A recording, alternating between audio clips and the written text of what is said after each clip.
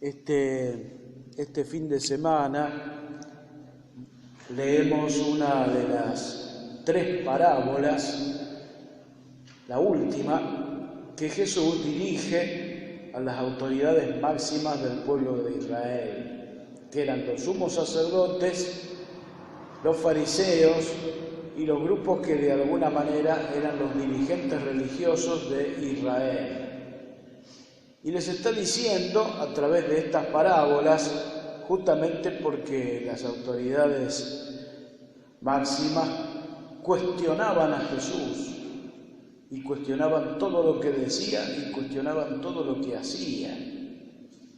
Jesús en las parábolas les está diciendo que si bien el pueblo de Israel era el pueblo elegido, este pueblo que ha sido invitado al banquete de las bodas del Hijo del Rey, sin embargo se está quedando afuera de la fiesta porque están rechazando la invitación. No porque Dios los excluya, sino porque ellos ponen excusas para participar del banquete, de la fiesta. Y si ustedes recuerdan, es muy parecido esto a la parábola del hijo pródigo, donde el rey va a recibir a su hijo que estaba perdido, que había sido, anduvo por distintos caminos y alejado del padre, y lo recibe con todos los honores y hace una fiesta. Sin embargo, el hermano más grande rechaza participar de la fiesta. Así Israel rechaza participar del banquete, que es el banquete que Dios ha preparado para toda la humanidad. Israel, de alguna manera, poniendo excusas y también maltratando a aquellos que habían sido enviados, que eran los profetas, se pone en un lugar fuera del banquete de bodas y de la fiesta. Luego dice esta parábola que los discípulos de este rey, los servidores, van a salir a los caminos a buscar a todos los que encuentren, buenos y malos, y los va a invitar al banquete. Y allí empieza a llenarse de convidados en la sala nupcial. ¿Quiénes son esos que sale a invitar allí por los caminos y allí los encuentra y allí entonces son convidados al banquete? ¿Quiénes son estos? Nosotros. Nos encontró por ahí, andando. Buenos y malos, dice, no estamos acá porque somos los mejores, sino porque estábamos ahí por el camino. Dios nos invita a todos y nos hace entrar a su mesa. Esta es un poco la parábola donde está más o menos señalizado lo que es este reino de Dios y también lo que son las celebraciones litúrgicas nuestras, de las misas, de las Eucaristías, que son como un anticipo de ese banquete. Son un banquete así en pequeño, es simbólico de lo que va a ser ese gran banquete. Estamos invitados todos y también nosotros tenemos que invitar a nuestros hermanos para este banquete del reino.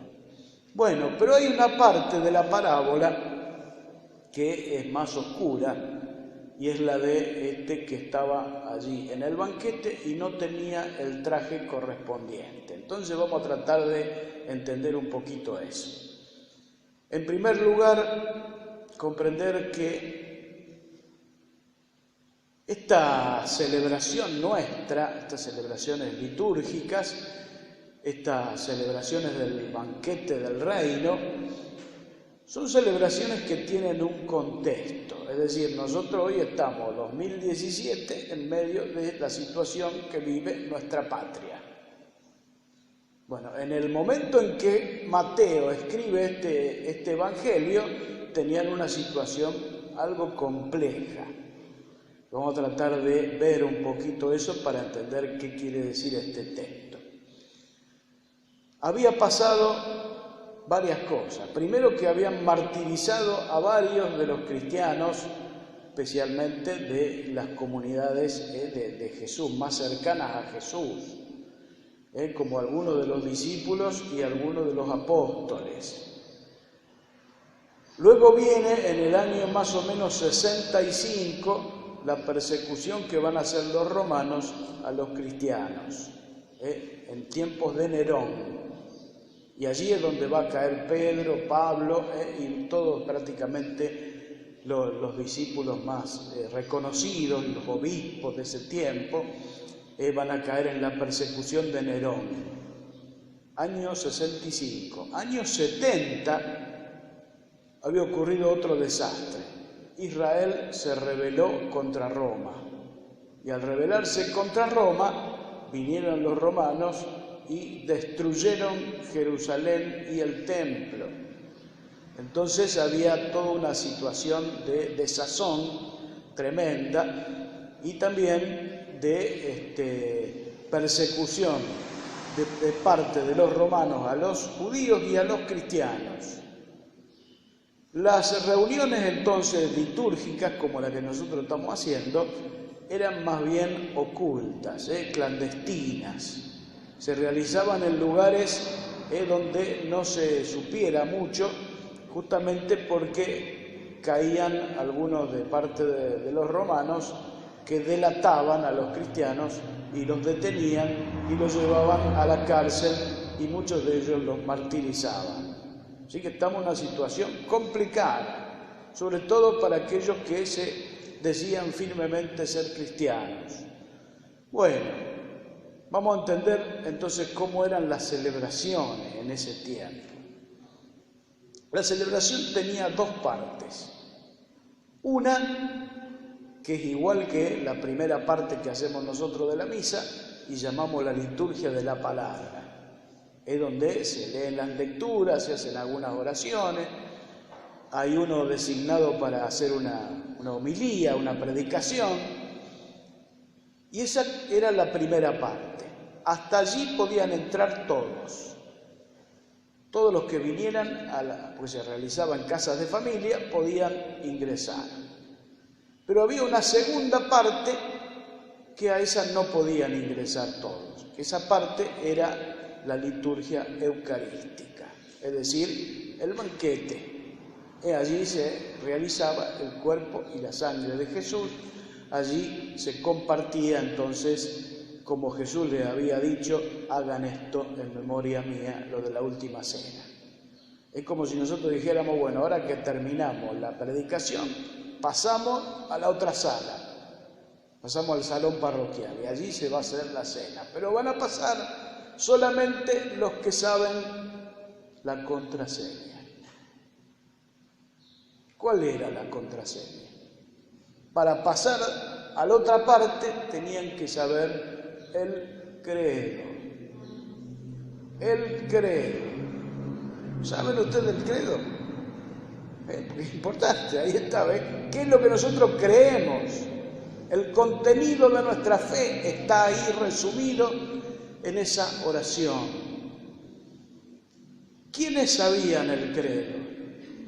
Los bautizados.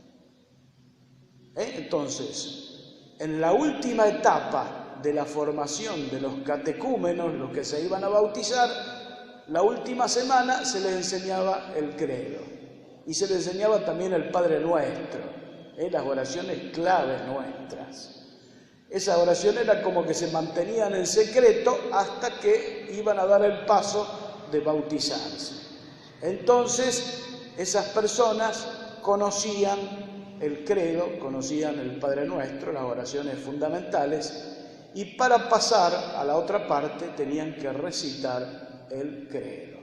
Era como saber la contraseña, es saber la clave, saber el PIN, si ustedes quieren. Si no saben eso, no pueden entrar a la otra parte. Solamente sabían eso, decía, los que estaban bautizados, es decir, los que estaban revestidos de Cristo. ¿Se entiende ahí? Los que estaban revestidos de Cristo. Bueno, entonces está el banquete, la segunda parte. Llega el rey y se encuentra con que había uno que no estaba revestido de Cristo. Ahí está lo que dice el Evangelio de hoy. Solamente Mateo pone esto, porque esta parábola está también en el Evangelio de Lucas, pero esta parte Lucas no la pone solo Mateo. Quiere decir que había una situación particular en el tiempo de Mateo y el tiempo de que escribe el Evangelio este evangelista. Quiere decir entonces que es muy importante que nosotros veamos que había una situación muy complicada. No cualquiera podía entrar a las celebraciones, sobre todo a la parte fundamental de la liturgia eucarística. Allí en la mesa donde estaban solo los discípulos, solo aquellos que habían sido revestidos de Cristo, bautizados, que habían hecho la opción por Jesús de sus vidas. Y nosotros hoy por eso no valoramos demasiado todo esto, porque está hasta la puerta abierta, puede entrar cualquiera. Pero sin embargo, en tiempos de persecución las cosas no son tan simples.